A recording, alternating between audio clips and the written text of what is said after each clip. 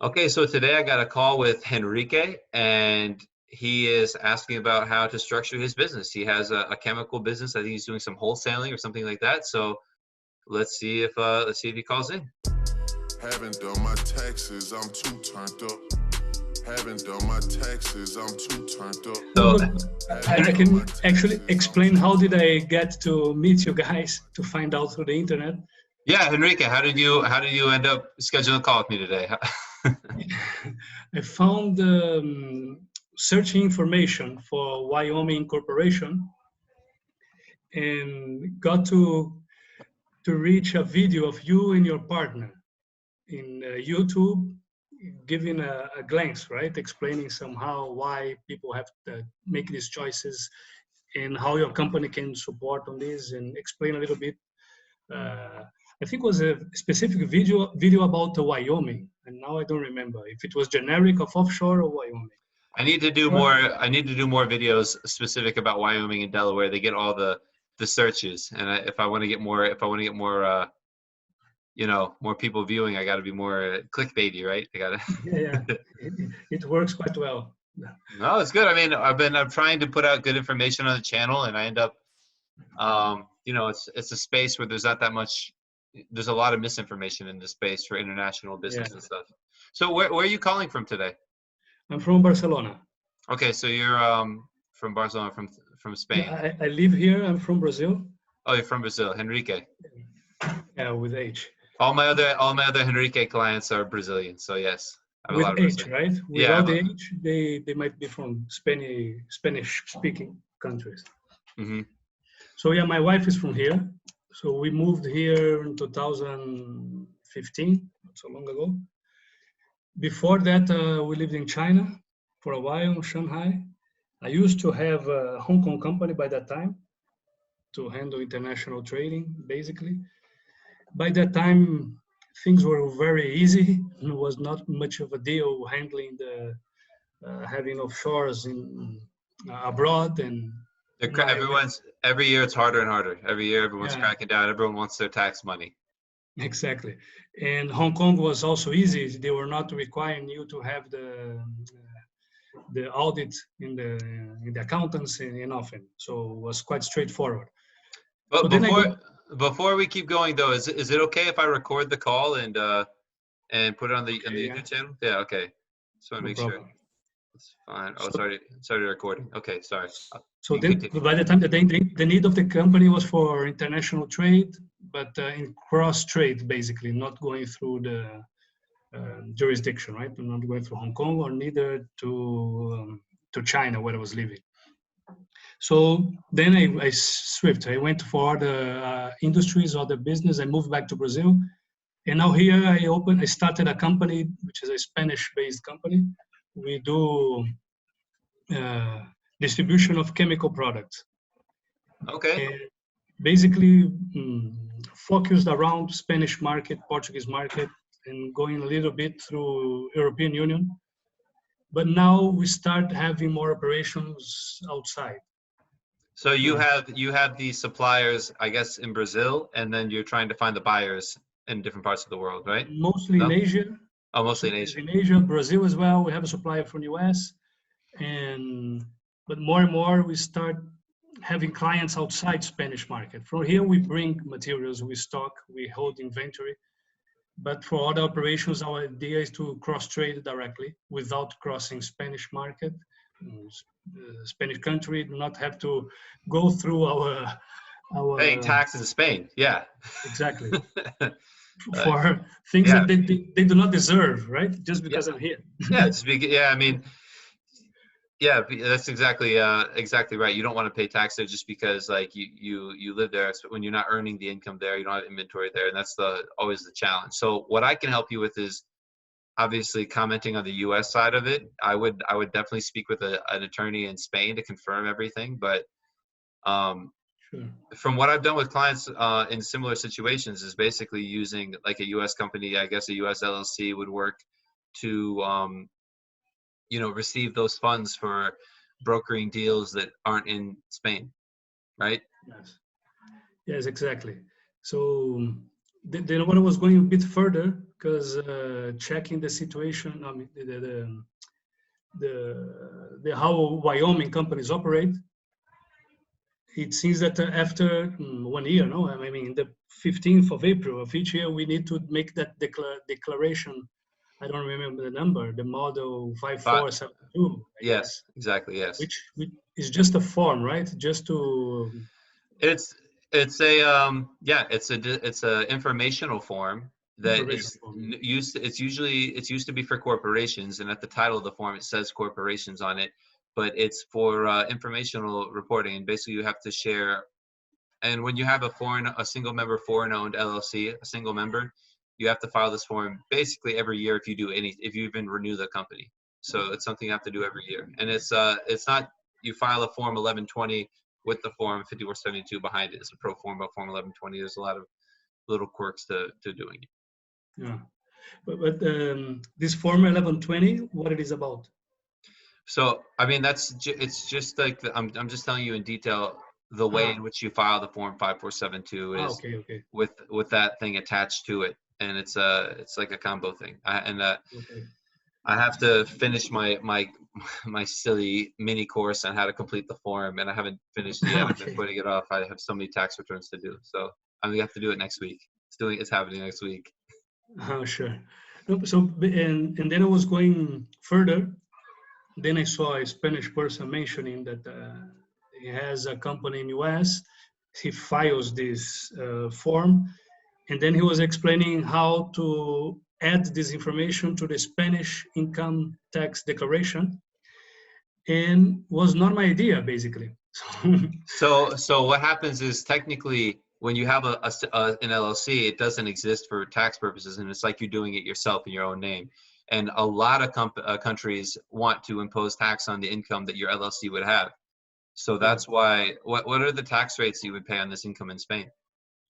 So I didn't go much further. So it would depend on the would sum together with my income from Spain or other sources from here. Would sum up.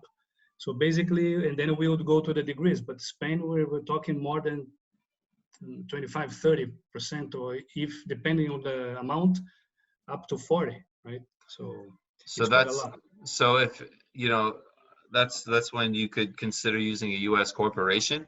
There's other benefits for using a corporation, but basically with a corporation, you're paying 21% tax, and you can factor in all your expenses and deduct your expenses. You can pay yourself to different accounts. You can do different things, and it's for LLC, you cannot do that. It's a difference between the corporation and the LLC. Well, the LLC, you can make an election to have it. If you already have an LLC open, you can make an election to have your LLC pay taxes like a corporation. And in that situation, you would you'd have the same result. You basically tell Spain that it's U.S. source income. You're paying taxes in the U.S. You don't pay taxes in Spain. Okay, then the double agreement, right? There's a tax agreement stuff. The risk there is that you're the only person working for the company really, and you live in Spain. So they could say that there's somebody you should be taxed there, but it's safer to do it with a corporation than with an LLC, again, because they have treaties and different agreements. Okay. So going further, and then my intention was, okay, how to, especially in the beginning. We're not talking about a lot of money. The ramp up of operation will take a little while. Not concerned in the first year or two having to declare it, but if we should avoid, why not? And actually going for that matter. So then was the message I dropped in your email, to the contact of your company, to make that triangulation of jurisdictions, right? Going through one, and this one would be the owner of the Wyoming company, for example, just to put names and geographies. And by doing this, before the idea was to, have a full directly company, right? A company either in Belize, Wyoming, or Seychelles, or so on. And some jurisdictions are already talking quite fluently with Europe. So more and more, the information more transparent. There's a lot of different lists. There's the OECD list. There's a different, I haven't looked at them recently, but there's like 3 different lists of like countries that participate in sharing information because there's zero tax. They're territorial tax countries, and it almost makes it's to the point where that's almost more risky than just dealing with a U.S. company directly and taking your chances, because there's like just the amount of the U.S. company, even though like the information sharing is one thing, just the quantity of U.S. companies and the amount of data that they'd have to sift through to find anything is pretty tough also. And then I don't know. I mean, it depends how you want to do it. If you don't want to report it, if you don't want to pay taxes, varying degrees of risk is what I say to people. It's there's risk and then there's exposure. So there's like, with exposure, it's like the odds of you getting caught, which is just a wild opinion of mine. And then the risk is like, what happens if you get caught? Yeah, sure. Yeah. So, and then I was going towards having the Seychelles jurisdiction, but then I was, okay, we're gonna sell to Europe countries quite often, European companies. So, and then it seems that Seychelles and some others are blacklisted. So then I was imagining sitting in the seat of the customer to make the payments to a company that is located in these places, probably issues with their banks. So then I was like, okay. And that's the primary reason that people use U.S. companies, is the banking is so easy. Exactly. And it's convenient. Use dollars. It's a lot of reputation and so on. Yeah, reputation. And, So then, okay, so then already forget other jurisdictions, then it's the US. But then the idea of having the second, or the mother of the offshore being the beneficiary owner of the LLC, which was going to be the operational one. I think by doing this, it hides even further, no? The image of me being here, wanting to be away from local authorities. So on the form 5472, if prepared correctly, you would report the direct owner and also the ultimate indirect owner. So you technically, if the form was prepared correctly, your name would be on there, and then your Spanish tax ID, if you want to fill it out fully, and would be included on the form, either as an owner or ultimate direct owner, ultimate indirect owner. So even with another offshore in the middle, still would have to. Your name would still be on the U.S. tax form. Yeah. I mean, you have to make the tax form anyway, right? Yeah, I mean, you still have to. It's still the U.S. companies have these. It's still gonna have a single member. Well, now one thing you could do if you want to lower the risk, or lower the exposure, is really have a partnership return and have maybe like you own 1% of the LLC and the Seychelles company owns the other percent, or even if you own it with a spouse or a business partner, if you own it, split the LLC ownership up. The form 1065 is the partnership tax return, and that has less information on it, and it definitely has less information required on it. It's a little bit more of a gray area in terms of the required reporting, and we take a position that you're not doing any business in the U.S., and I support the position, and you know, we still file returns every year, but it's a little bit different from the form 5472 because it's not as detailed information about you, and you don't have to report the transactions on the partnership return. We basically file a blank return and say you're not subject to, you have no effectively connected income in the United States. So you don't have to pay tax in the United States. So that's what we've been doing with the multi-member LLCs. Okay. So that might be something that is more attractive to you, to have a U.S. partnership instead. Yeah, it's something to be thought about. This one I haven't heard yet. So basically, going through your company and your services, Matt and Baker is the kind of service you also provide, as I see, right? For the company formation.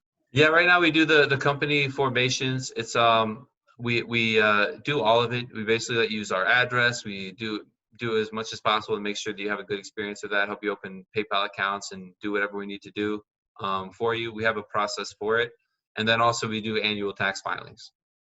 Okay, so you you keep providing the service, right, year by year as well. Yeah, I give you my WhatsApp phone number. If you have questions during the year about anything, you can message me, and I do that much faster than email. I'm 2 days behind on email right now. Okay. So I don't know. Let's do like this. I send you an email with somehow the possibilities, and then you I don't know. You can study and make an offer of your cost or your services. I don't know how you work actually. What is the? Yeah, I mean, there's planning that we can do. We have like tax planning engagements, but for you, it's kind of just, I outlined kind of the two options, you know, I guess 3 options. You know, it's either you have a corporation and you pay taxes in the US, you have an LLC that you own and you report the transaction between yourself and the LLC every year, or you have an LLC that you and a partner own, even if the partner owns 1%. And on that form, it's basically a blank partnership return. And at the end, we attach a big statement that says you're not required to pay income taxes, and this is why. Okay. Okay. So those are the 3 options that I see make the most sense. I mean, you can always have a Seychelles company or someone be a partner too, but I don't think it makes much of a difference. It's not really worth the cost. Yeah. And the implications of having a third. It's just like administratively in these jurisdictions. Yeah. Because there's so much like shady stuff that happens, they have a lot of KYC, know your client requirements, and it can be kind of annoying and it can be expensive. Yeah. So it's especially when you don't really get any benefit from it anyways, it might not make sense to open a company like that. It's the reasons are, there's less and less reasons to do it every day. Perfect. Okay, so I think we can go to analyze these 3 options and then to decide which one goes better. In US, you work with Wyoming mostly, right? Or you yeah, of course. have Any country, any state. It doesn't really matter. Any state, okay. Okay, good. Was basically to have this understanding, and we can start from that. I'll drop an email. We're just enlisting these 3 points. Yeah, dropping an email so I can put back to the top of my list. So I'm getting through them all today. I'm going to get through all my emails today. So it's better to send you emails in the middle of the night. So when you wake up, it's going to be the first one. I'm telling you, I just like see an email come up, swipe away, and then get back to what I'm doing. I have to get stuff done. I can't get anything done if I answer emails all day. But I answer WhatsApp all day. That's true. So and you guys are all in Miami, right? For Lauderdale? Yeah. And I'm in Miami downtown in like Brickell. Brickell, Miami. Okay. Then you have offices in Fort Lauderdale, South America. I don't know. This is just. Yeah, we have an office in Colombia. We closed the office in Fort Lauderdale. We haven't updated the website. I don't really do anything on that website. I probably should, but yeah, we don't. We're just in I'm basically in downtown Miami. Perfect. Okay. Great, James. No, thank you for your time and thank you for the call. Look forward to hopefully working Perfect. together. No, it was enlightening. I think we can, as long as it's not that expensive, huh? Let's see. Yeah, we'll make it work. We'll figure it out. Okay. Very good, James. Have a good day. Take care. Bye-bye. Okay, that call with Henrique went really well. I think he has a really interesting business and some really interesting decisions to make and how he wants to structure his business and how he wants to report his profits from his business and everything. So I'm looking forward to talking to him and see how he can best structure his business. So if you learned anything from today, let me know. Comment below if you learned something new. I want to really know if like maybe you didn't know that Seychelles is a tax haven. So maybe you didn't know that. I don't know. So comment below if you learned something new about any of that stuff. And also if you thought the video was useful, please like, comment, subscribe. I really appreciate it. I'm not monetizing the channel or anything, but I'm hoping to really increase my subscribers, increase the help, and increase the good news I'm sharing with you guys. So thank you for watching, and until the next time.